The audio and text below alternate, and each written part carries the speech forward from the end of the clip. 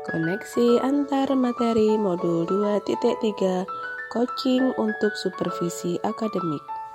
Saya Imelda Widya Kusdwi Wilivia, calon guru penggerak angkatan 11 dari SMKS PGRI Duangeneng, Kabupaten Ngawi, Jawa Timur.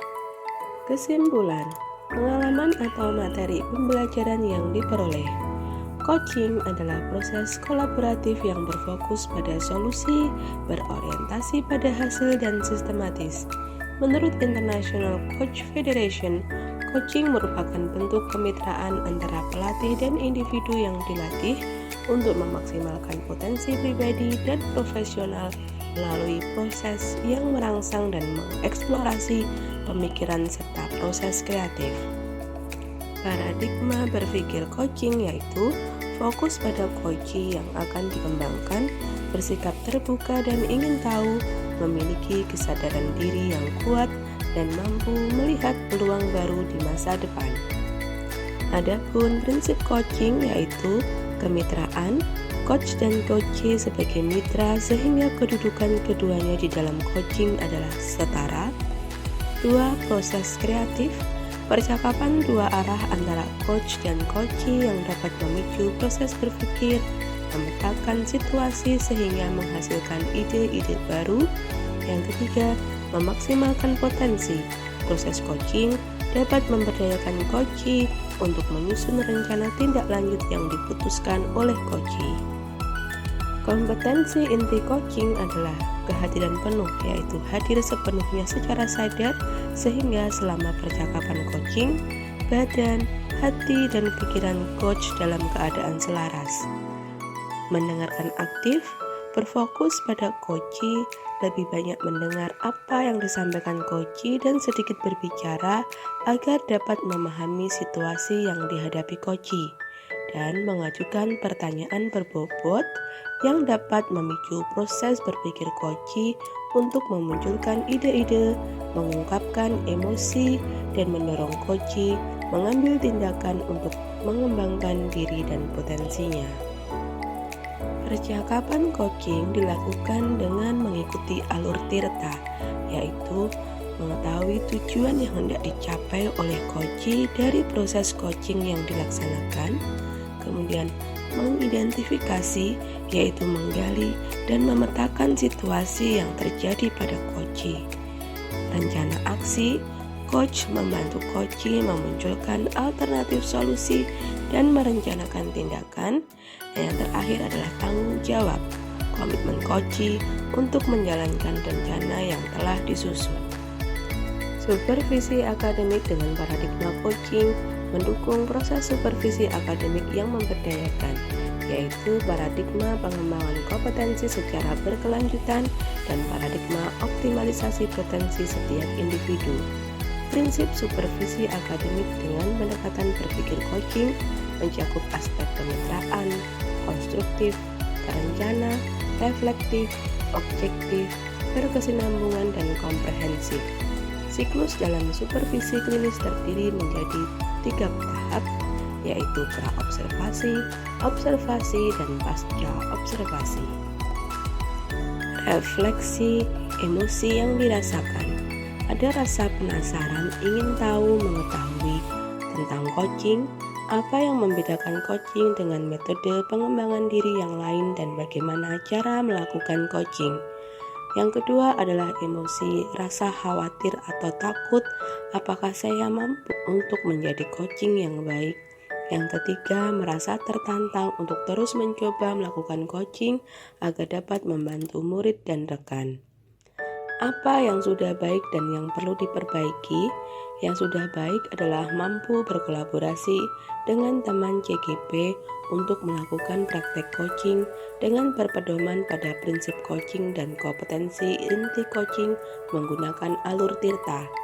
Yang perlu diperbaiki adalah kemampuan memberikan pertanyaan berbobot yang dapat merangsang proses berpikir kreatif coachee untuk menemukan solusi dari permasalahannya.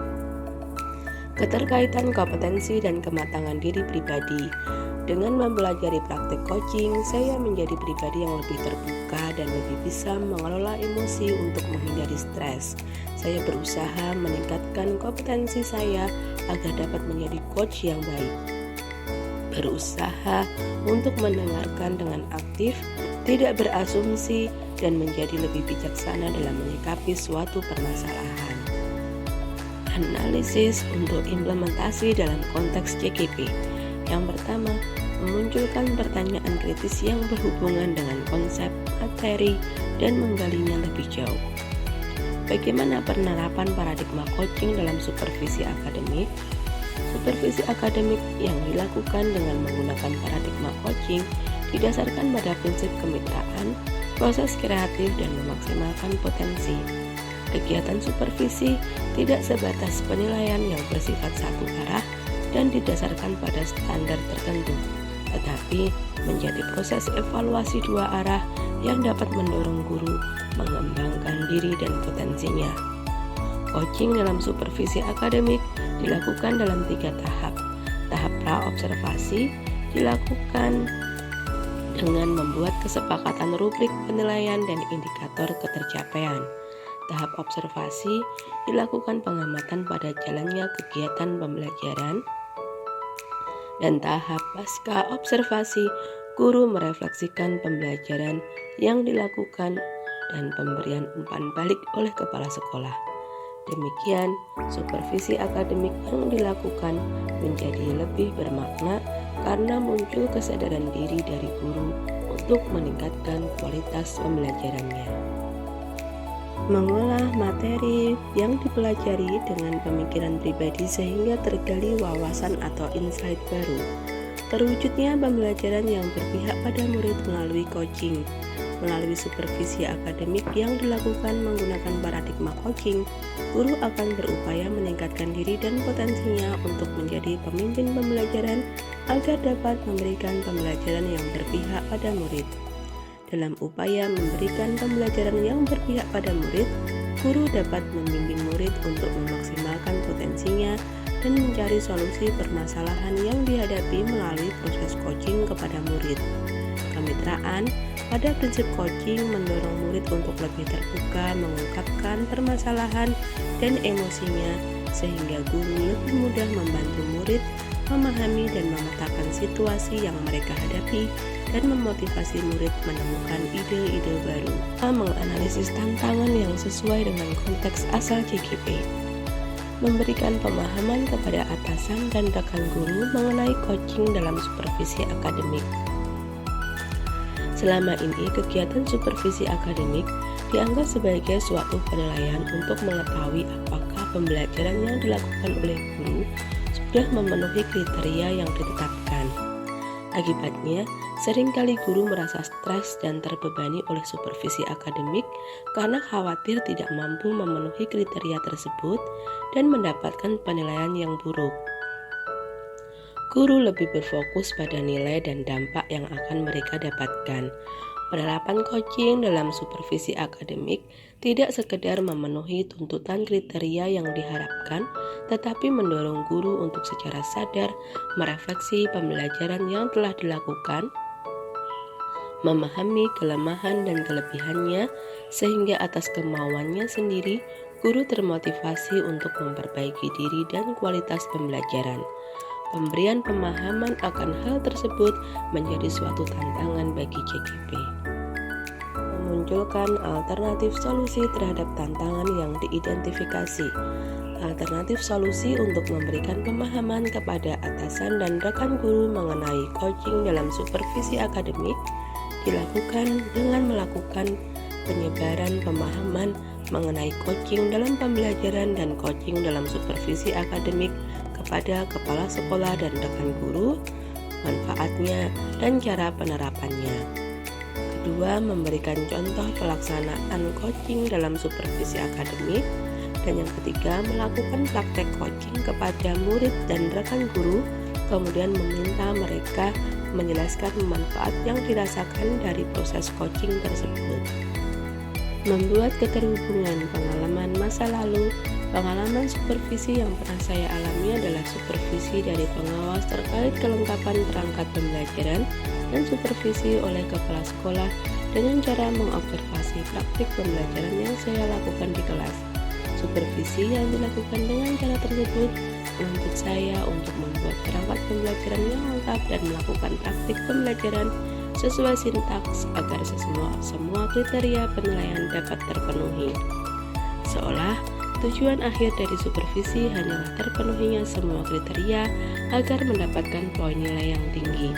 Makna dari supervisi yang sebenarnya yang bertujuan untuk meningkatkan kualitas pembelajaran justru tidak dapat tersampaikan. Penerapan di masa mendatang. Saya berharap pelaksanaan supervisi akademik di masa mendatang dapat dilakukan dengan prinsip coaching, yaitu berdasarkan kemitraan, proses kreatif, dan memaksimalkan potensi dengan 3 tahap supervisi, yaitu pra-observasi, observasi atau supervisi klinis, dan pasca observasi. Diharapkan guru dapat merefleksikan praktik pembelajarannya sehingga memiliki kesadaran akan kelemahan dan kekurangannya. Berdasarkan hasil refleksi diri dan umpan balik kepala sekolah, guru dapat meningkatkan diri dan kompetensinya untuk memberikan pendidikan yang berpihak kepada murid. Konsep atau praktik baik yang dilakukan dari modul lain yang telah dipelajari. Dari modul 2.1 pembelajaran berdiferensiasi, praktik coaching mendukung terlaksananya pembelajaran berdiferensiasi. Pembelajaran berdiferensiasi dirancang agar dapat memenuhi kebutuhan murid, agar murid dapat memaksimalkan potensinya. Hal ini sejalan dengan tujuan coaching. Melalui coaching terhadap rekan sejawat, guru penggerak dapat membantu rekan tersebut merancang pembelajaran berdiferensiasi yang sesuai dengan kebutuhan murid. Keterhubungan dengan modul 2.2 pembelajaran sosial dan emosional, fondasi dasar dari pembelajaran sosial dan emosional adalah mindfulness atau kesadaran penuh. Seorang coach harus memiliki kesadaran penuh dalam melaksanakan coaching agar dapat membantu coachee. Begitu pula dengan coachee harus memiliki kesadaran penuh akan kelemahan atau permasalahan yang ada dalam dirinya sehingga proses coaching dapat berhasil meningkatkan pengembangan diri dan potensinya. Informasi dari orang atau sumber lain. Supervisi pendidikan merupakan bagian tidak terpisahkan dari pembangunan kualitas pendidikan. Supervisi bersifat pembinaan dan peningkatan kualitas kinerja seseorang. Sejalan dengan ini, coaching membuka potensi seseorang untuk memaksimalkan performanya. Penggunaan coaching dalam pendidikan adalah bagaimana kepala sekolah membantu guru menemukan apa yang diinginkan dari posisinya sebagai guru.